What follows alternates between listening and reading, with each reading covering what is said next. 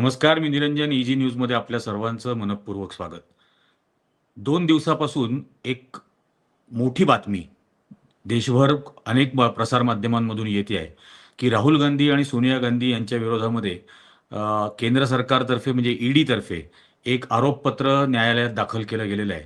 आणि national Harold हा जो वर्तमानपत्र होतं, जे पंडित नेहरूंनी 1938 साली स्थापन केलं. त्याच्या संदर्भामध्ये ही केस आहे आणि त्याच्याबद्दल खूप चर्चा सगळीकडे होते आहे.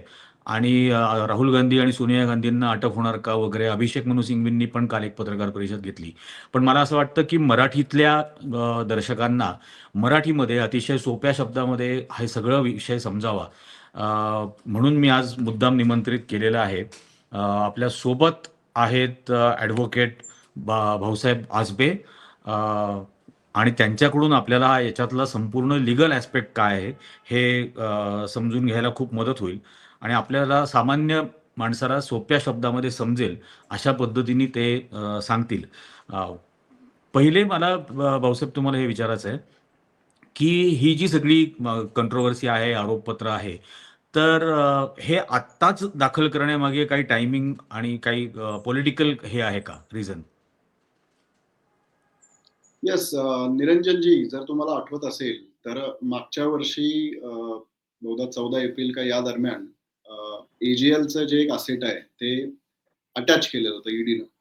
आणि नियम असा सांगतो, कायदा असं सांगतो, पीएमएलचा जो आहे तो, की जर तुम्ही एखादी प्रॉपर्टी अशा पद्धतीने अटॅच केली तुमच्या चौकशीचा भाग आणि या सगळ्या प्रक्रियेमध्ये, तर तुम्हाला बरोबर 1 वर्षाच्या आतमध्ये त्या संदर्भामधलं चार्जशीट किंवा ज्याला आपण दोषारोप पत्र म्हणतो, ते दाखल करावं लागतं. आता मागच्या वर्षी जर तुम्हाला आठवत असेल, तर मे मध्ये इलेक्शन्स होत्या लोकसभेच्या आणि त्याच्यामुळे बरोबर त्याचं टायमिंग, त्या प्रॉपर्टी अटॅच करण्याचं जे टायमिंग होतं ते इलेक्शनला समोर ठेवून केलेलं होतं, की जेणेकरून राहुल गांधी, सोनिया गांधी आणि एकूणच काँग्रेस जे आहे ती त्याचं बदनामीचं परसेप्शन याच्यामधून तयार व्हावं. आणि त्याच्यामुळे हम्म, आता जर तुम्ही पाहिलं तर बरोबर 365व्या दिवशी, म्हणजे अजून त्यांनी एक हम्म, दिवस उशीर केला असता तर ही जी केस आहे हम्म. ती पुढे त्यांना घेऊनच जाता नसती आली. त्याच्यामुळे बरोबर 365व्या दिवशी त्यांनी ते दाखल केले. म्हणजे असं असं म्हणायला जागा आहे, की 365 दिवसाच्या आधी त्यांनी दाखल का नाही केलं? कारण या केसमध्ये तसं कॉन्क्रीट म्हणावं असं काहीच नाही. ते आपल्या पुढच्या चर्चेमध्ये येईलच. परंतु तरी देखील ते जे जे परसेप्शन आहे, म्हणजे मुळात गोष्ट आहे की याच्यामध्ये कॉम्प्लेक्स फायनान्शियल ट्रान्झॅक्शन आहेत आणि सामान्य माणसाला नेमकं त्याच्यामध्ये काय घडतं हे लक्षात येत नाही. सामान्य हं, माणसाला हे माध्यमांमधून फक्त एवढंच सांगतायत, की 50 लाखामध्ये 800 कोटीची प्रॉपर्टी मिळवली. आणि मग हं. कोणाला तरी असा सामान्य माणसाला संशय येऊ शकतो, की अरे बापरे! म्हणजे काहीतरी मोठा घोटाळा झालाय किंवा काहीतरी भ्रष्टाचाराचं प्रकरण झालंय. हे परसेप्शन त्यांना तसंच कायम ठेवायचंय आणि म्हणून त्यांनी नाईलाजाने म्हणावं लागेल 365व्या दिवशी का असेना, पण हे दोषारोपपत्र दाखल केलं. मला पहिले तर आता म्हणजे आपल्या दर्शकांच्याही माहितीसाठी म्हणून हे नॅशनल हेरॉल्ड वर्तमानपत्राचं हे स्ट्रक्चर काय आहे? सपोर्ट्स म्हणजे हे जे एजेएल, असोसिएटेड जर्नल लिमिटेड आणि नंतर आलेली यंग इंडिया. तर बेसिक हे स्ट्रक्चर काय आहे? एजीएल जी प्रायव्हेट लिमिटेड कंपनी आहे, म्हणजे नेहरूंनी जेव्हा नॅशनल हेराल्ड आणि त्याच्याबरोबर हिंदी आणि उर्दूमध्ये पण देखील वर्तमानपत्र सुरू केली होती, तर ती एजीएल असोसिएटेड जर्नल प्रेस ज्याला असं म्हणतात, ह्या प्रायव्हेट लिमिटेड कंपनीच्या अंतर्गत ही वर्तमानपत्र जी आहेत ती चालवली जात हं, होती. आणि ते अर्थात उघड आहे, की स्वातंत्र्यापूर्वी स्वातंत्र्य लढ्याचा भाग म्हणून ती वर्तमानपत्र चालवली जात होती आणि त्या स्वातंत्र्यानंतर जर आपण पाहिलं, म्हणजे जसं स्वतः पंतप्रधान नंतर असलेले जवाहरलाल नेहरू यांनी ते स्थापना केलेली होती. त्याच्यामुळे काँग्रेसचं एक प्रकारचं एक माउथपीस आपण म्हणूया, अशा पद्धतीनं ते पुढे काम करत होतं. अजून एक इंटरेस्टिंग गोष्ट मी तुम्हाला सांगतो, की फिरोज गांधी हे देखील हे जे वर्तमानपत्र आहे त्याचे एडिटर राहिलेले आहेत. फिरोज गांधी म्हणजे जे हं. राहुल गांधी यांचे आजोबा आहेत. तर आजोबा. त्याच्यामुळे मुद्दा असा आहे, की मुळात या वर्तमानपत्राची सुरुवात जी आहे ती पंडित जवाहरलाल नेहरू यांनी केलेली आहे. जे राहुल गांधी यांचे पणजोबा आहेत, त्यांचे आजोबा देखील त्याचे संपादक याच्यावरती होते. त्याच्यामुळे एजीएल किंवा हे जे नॅशनल हेरॉल्ड आहे याचा संबंध काँग्रेसशी कायमच राहिलेला आहे. म्हणजे असं नाही हं, की या वर्तमानपत्राची स्थापना गोळवलकरांनी केलेली आहे किंवा सावरकरांनी केलेली आहे आणि आता काँग्रेस काहीतरी नव्याने त्याच्यावरती काहीतरी क्लेम करतोय. हा त्याचाच भाग आहे. जसं ऑर्गनायझर हे वर्तमानपत्र काही वर्षापासून संघाचं त्यांचं मुखपत्र आहे. मुखपत्र आहे, संघाचं मुखपत्र आहे. तर अगदी तशाच पद्धतीचं हे असं आहे. परंतु पुढच्या नंतरच्या काळामध्ये थोडंसं फायनान्शियल ज्या अडचणी आहेत त्या नॅशनल हेराल्ड या वर्तमानपत्राला आल्या आणि मग 2008 मध्ये अगदी बंद पडायची वेळ त्याच्यावरती आली. आणि मग अशा वेळेस अर्थातच ते त्याला काँग्रेस परिवार आपण म्हणतो त्याच्यातला भाग असल्यामुळे काँग्रेस पक्षाने वेळोवेळी 90 कोटीचं जे कर्ज आहे ते या एजीएल कंपनीला दिलेलं होतं. आता ते त्याच पद्धतीने का द्यावं लागलं? कारण ती स्वतंत्र कंपनी होती. त्यामुळे इन्फॉर्मली काय तुम्ही असे पैसे देऊन त्यांना अडचणीतून त्यांची सुटका करू शकत नाही. त्यामुळे इतर पद्धतीनं ते 90 कोटीचं कर्ज तिथं दिलेलं होतं आणि मग त्याचे जे एम्प्लॉईज आहेत, तिथं नोकरी करणारे जे होते त्यांचे पगार असतील, त्यांचे पीएफ असतील, वीज बिलं जी आहेत ती थकलेली होती, ती वीज बिलं क्लिअर करणं असेल, अशा सगळ्या ज्या गोष्टी आहेत, त्याच्यासाठी ते वापरलेलं होतं. त्याचे सगळे जे ऑडिट आहेत, तेही स्पष्ट आहेत. ते देखील कोर्टासमोर आलेले आहेत. त्याच्यामुळे त्याच्याविषयी कोणत्याही प्रकारचं शंका कुशंका घेण्यास काही वाव नाही. त्यामुळे मुळात काँग्रेसनं 90 कोटी एजीएलला देणं हे कायदेशीर आहे का? तर ते 100% कायदेशीर आहे. कायद्यामध्ये तशी कंपनीज ऍक्टमध्ये तरतूद आहे की अशा पद्धतीने लोक देता येऊ शकतात. नंतरच्या काळामध्ये असं झालं की यंग इंडियन ही कंपनी म्हणजे 2010 मध्ये यंग इंडियन ही कंपनी स्थापन करण्यात आली. आता या यंग इंडियन कंपनीमध्ये पण कोण आहेत? तर सोनिया गांधी आहेत. तत्कालीन त्या काँग्रेसच्या तेव्हा अध्यक्ष होत्या. राहुल गांधी आहेत. त्यामध्ये मोतीलाल व्होरा यांचाही काही शेअर होता. सॅम पित्रोदा यांचा पण काही शेअर होता. म्हणजेच काँग्रेसचेच हे जी लोक आहेत, काँग्रेस मुद्दा लक्षात घ्या की वर्तमानपत्र काँग्रेसच्याच इकोसिस्टमचा परिवार आपला आहे. त्याला काँग्रेसनंच मदत केली आहे बाहेर पडण्यासाठी आणि काँग्रेसचे तत्कालीन अध्यक्ष आणि बाकीची लोक आहेत त्यांची यंग इंडियन म्हणून कंपनी स्थापन करण्यात आली. आता याच्यात मी मुद्दाम तुम्हाला आवर्जून सांगतो की ती कंपनी म्हणजे रेग्युलर रुटीन बिझनेस करून त्यामधून प्रॉफिट मिळवणारी कंपनी असं त्याचं स्वरूप नाहीये. त्यावेळी कंपनी 25 अंतर्गत स्थापन झाली होती कारण 1956 चा कंपनी झाला. आता 2013 ला नवीन ऍक्ट आलाय त्याला सेक्शन 8 कंपनी असं म्हणतात.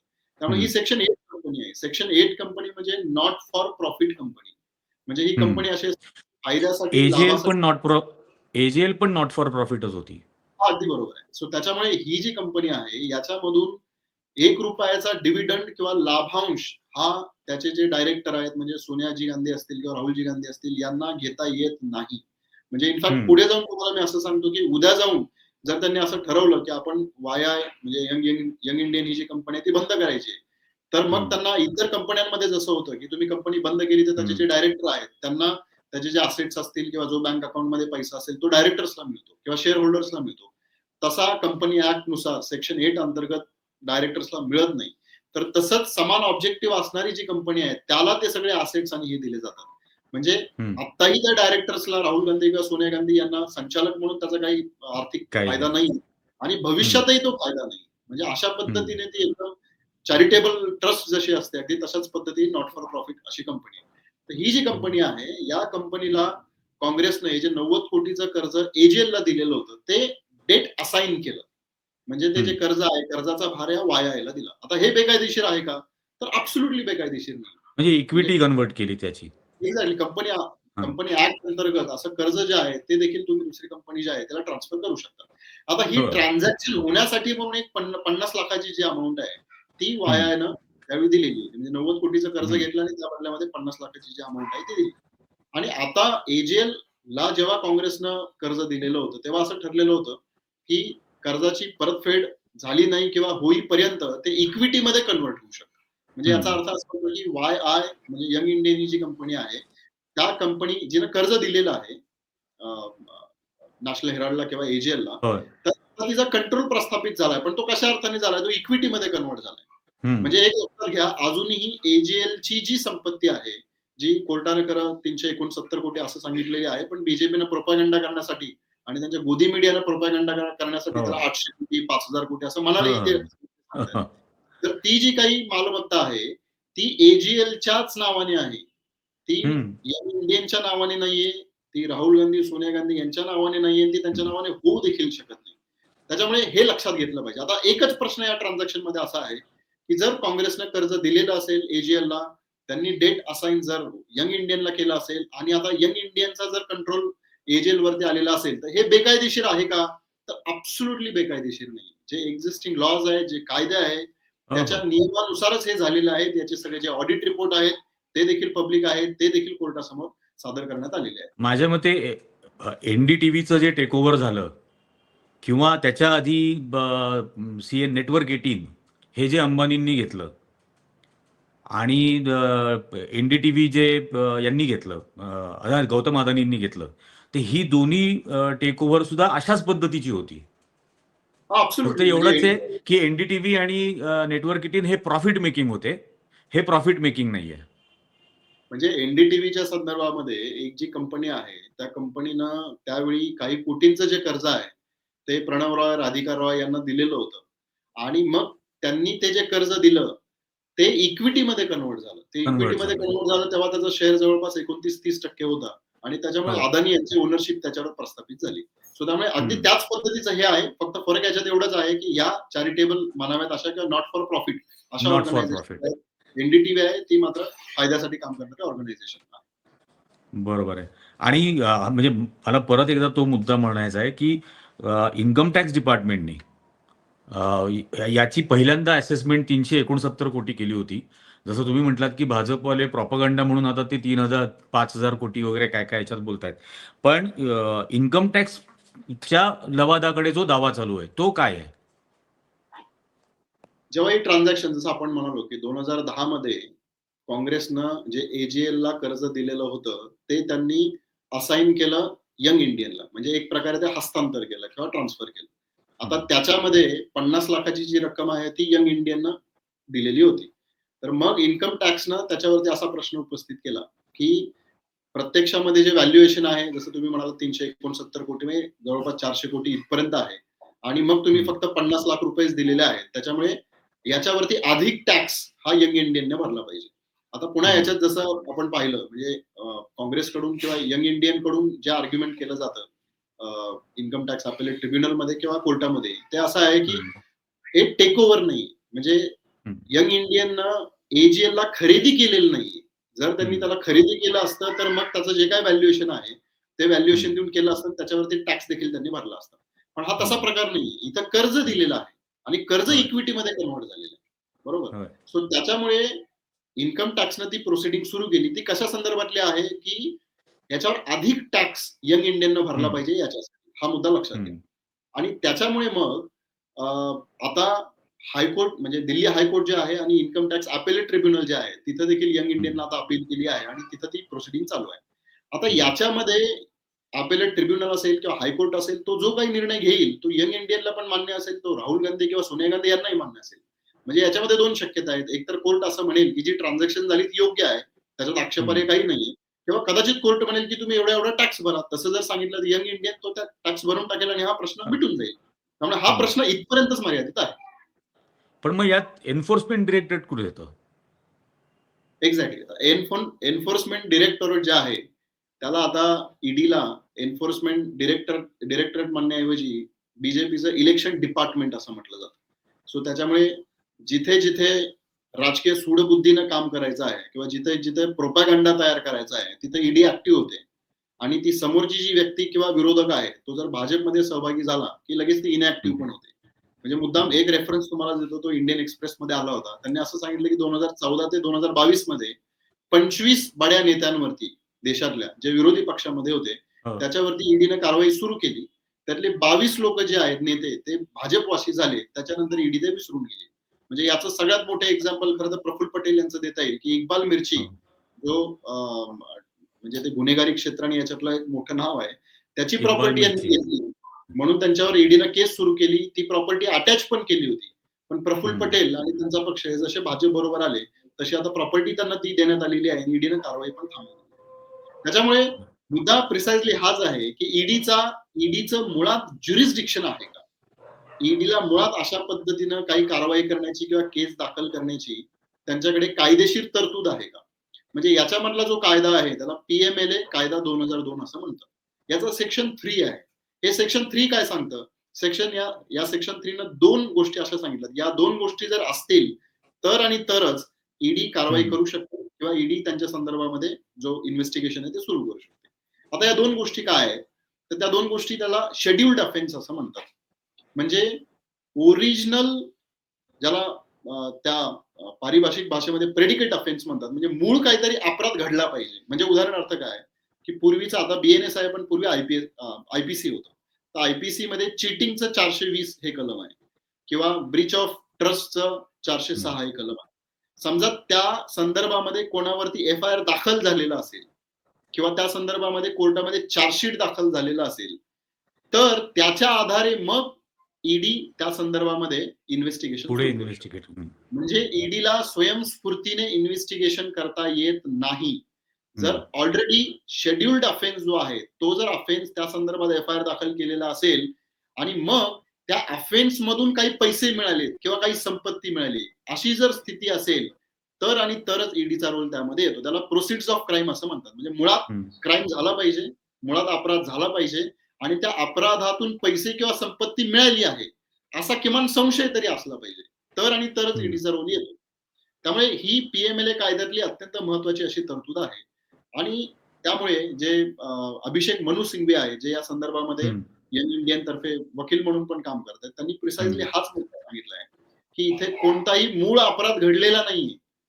कोणताही एफ-आय-आर चीटिंग असेल किंवा ब्रीच ऑफ ट्रस्ट असेल, असा कोणताही एफ-आय-आर यंग इंडियन किंवा राहुल गांधी किंवा सोनिया गांधी यांच्या विरोधात दाखल झालेला नाही. मग जर एफ-आय-आरच नसेल, तर मग तुम्ही ही चौकशी कोणत्या बेसिसवर करताय? तर आता या पुढे जाऊन सांगतो की 2022 मध्येच आता हे ईडीला पण चांगलं ठाऊक आहे, हे जे सरकार आहे, या सरकारला पण चांगलं ठाऊक आहे की 2022 मध्ये एक सुप्रीम कोर्टचं जजमेंट आलेलं आहे. विजय मदनलाल चौधरी विरुद्ध युनियन ऑफ इंडिया. 27 जुलै 2002 ला हे सुप्रीम कोर्टने जजमेंट दिले आणि त्यात सुप्रीम कोर्टनं अत्यंत स्पष्टपणे सांगितलंय की मूळ अपराध म्हणजे प्रेडिकेट ऑफेन्स म्हणजे शेड्यूल ऑफेन्स जर नसेल किंवा त्या ऑफेन्स मध्ये इतर कोर्टाने जर त्या व्यक्तीला निर्दोष सोडलं, तर ईडी त्या संदर्भात कोणतीही कारवाई करू शकत नाही. ईडी कोणत्याही प्रकारची चौकशी त्या संदर्भात करू शकत नाही. आता त्याच्या पण मी 2 केस स्टडीज मुद्दाम आवर्जून सांगतो की त्या निकालाचा संदर्भ घेऊन 2 वेगवेगळ्या हायकोर्टनं काही लोकांच्या विरोधामध्ये ईडीची कारवाई कशी थांबवली. एक केस आहे एम.एस. जाफर साईट म्हणून आहे, मद्रास हायकोर्टची केस आहे. तर यांचा जो काही ओरिजिनल प्रेडिकेट ऑफेन्स होता, जो मूळ अपराध होता, त्याच्यामध्ये 2019 मध्ये तत्कालीन मद्रास हायकोर्टनं तो एफ-आय-आर जो आहे तो बरखास्त केला, तो क्वॅश केला 2019 मध्ये. आणि मग 2024 मध्ये हे जे विजय मदनलाल चौधरीची मी केस सांगितली, त्यात सुप्रीम कोर्टने जो निकाल केलाय त्याचा संदर्भ देत मद्रास हायकोर्टने 2024 मध्ये ईडीला असा आदेश दिला की त्यांच्या संदर्भात जी काही चौकशी आहे ती थांबवा. ती त्यांनी बरखास्त केली. अगदी त्याच पद्धतीने रंगनाथ मिश्रा म्हणून उत्तर प्रदेश मधले मंत्री राहिलेले व्यक्ती आहेत, त्यांच्या विरोधात पण अलाहाबाद कोर्टमध्ये अलाहाबाद कोर्टनं 2021 मध्ये त्यांचा असा जो मूळ अपराध आहे, मूळ अपराध म्हणजे जी काही आयपीसी किंवा याच्या अंतर्गत जो काही त्यांच्यावर गुन्हा दाखल केलेला असेल तो, त्याच्यामधून त्याची सुटका केली 2021 मध्ये. आणि मग 2023 मध्ये अलाहाबाद हायकोर्टनंच विजय मदनलाल चौधरी केसचा रेफरन्स देत असं सांगितलं की आता मूळ अपराध जो आहे त्याच्यामधून त्यांची निर्दोष सुटका झाली, त्याच्यामुळे आता तुम्ही स्वतंत्र चौकशी त्या संदर्भात करू शकत नाही, तुम्ही चौकशी थांबवायला. आता या मी केसेस काय संदर्भात सांगितलं तुम्हाला की जिथं मूळ अपराध होता म्हणून ईडीनं कारवाई सुरू केली होती, आता मूळ अपराधातून त्या व्यक्तीची सुटका झाली म्हणून ईडीला सांगितलं की तुम्ही चौकशी करू नका. बंद करा. केसमध्ये मूळ अपराधच नाहीये, एफ-आय-आरच नाहीये, साधी एनसी पण नाहीये. मग तुम्ही कशाच्या आधारे ही कारवाई करतायत? आणि प्रिसाइजली हाच मुद्दा सिंघवी यांनी मांडलेला आहे. मग आधार एकच आहे, तो म्हणजे राहुल गांधी यांना या निमित्तानं त्रास देणे, सुडाचं राजकारण करणे आणि देशामध्ये एक परसेप्शन तयार करण्याचा प्रयत्न करणे की हे काहीतरी भ्रष्टाचार आहे, हे काहीतरी घोटाळा करतायत आणि मग त्या माध्यमातून ती बदनामी करून आपल्याला जी काही मतं घेता येतील ती घेण्याचा प्रयत्न करणे. याचा अर्थ म्हणजे न्यायालय पुढे काय होईल ईडीच्या बाबतीत? ही आता 25 तारखेला हिअरिंग होणार आहे. त्यांनी चार्जशीट पण फाईल केलेला आहे. त्याच्यामुळे आता राहुल गांधी, सोनिया गांधी हे जेव्हा हायकोर्टकडे जातील, दिल्ली हायकोर्टकडे जातील किंवा सुप्रीम कोर्टाकडे जातील, तेव्हा जसं मी तुम्हाला सांगितलं की कदाचित इमिजिएटली विजय मदनलाल चौधरी या केसचा संदर्भ देत सुप्रीम कोर्ट किंवा हायकोर्ट ईडीची कान उघडणी करतील, ईडीचं मुस्काड फोडतील, ईडीची जी इज्जतीची लक्तर आहे ते वेशीवर टांगतील आणि हा जो काही त्रास राहुल गांधी आणि सोनिया गांधींना ईडी देतंय त्या संदर्भामध्ये त्यांची कान उघडणी करतील आणि ही केस तात्काळ ह्याची जी काही चौकशी आहे ती तात्काळ थांबवायला सांगतील. आता जे नजीकच्या काळामध्ये इतक्या वेळेला ईडीची लक्तर वेशीवर टांगली गेलेली आहेत न्यायालयाकडून सुद्धा, तरीही अशा पद्धतीचा एक ॲरोगन्स हा या खात्यातर्फे किंवा सत्ताधाऱ्यांतर्फे केला जातो. तर म्हणजे हे येतंय म्हणजे फक्त राजकीय सूड एवढी ज्याच्या पाठीमागची भावना आहे? डेफिनेटली म्हणजे मुद्दा असा आहे की यांना म्हणजे जे म्हणतात की कोणताही हुकुमशहा जो असतो, जसा राजाचा जीव पोपटामध्ये तसा त्या हुकुमशहाचा जीव आहे तो सत्तेमध्ये असतो. आणि तो जर हुकुमशहा, तो जर लोकशाहीची मूल्य आणि ती सगळी जी प्रक्रिया आहे, यांना जर मानणारा नसेल, तर तो मग कोणत्याही स्टेजला जाऊन सत्ता टिकवणं हीच त्याची पहिली प्रायोरिटी असते. त्यामुळे तोच करण्याचा तो प्रयत्न करतो. आणि हे जे हुकुमशहा असतात, हे लोकशाहीला मानतच नसल्यामुळे त्याची मूल्य म्हणा किंवा त्या संदर्भातली लाज म्हणा, की आपण हे काहीतरी चुकीचं केलं, सुप्रीम कोर्टने आपली कान उघडणी केली, तर आपली इज्जत जाईल.